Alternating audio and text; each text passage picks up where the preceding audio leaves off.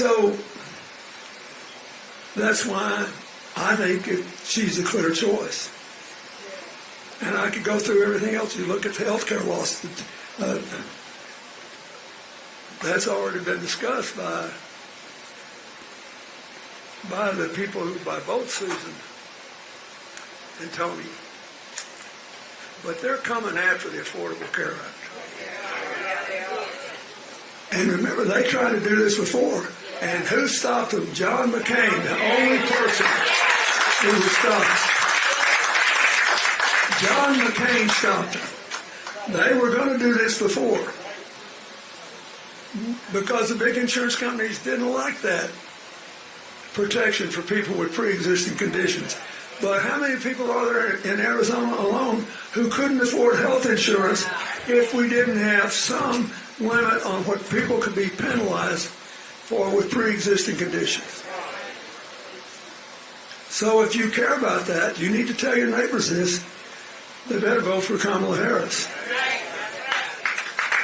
And she wants to protect the $35 a week limit on insulin. She wants to protect the $2,000 a year limit on out-of-pocket medical costs.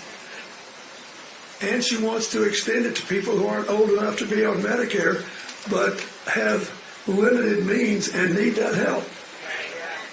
And look, every other big country in the world does this.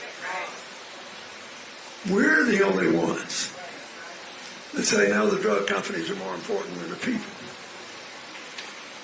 Clear choice. A choice that will affect your life. But instead of thinking about who to blame, you've got to think about who's going to take responsibility and do something about it. And remember, they tried to do this before, and the American people beat them in the congressional races in 2018, and they think you have all forgotten about it, and they can run this scam one more time. So,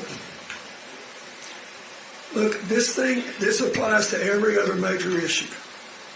But if you don't remember anything else, just remember, if you can get every person you know who hasn't voted, who's trying to make up their mind, to know the difference in her position and Trump's position on these cost of living issues, these health care issues, it may make all the difference in the world.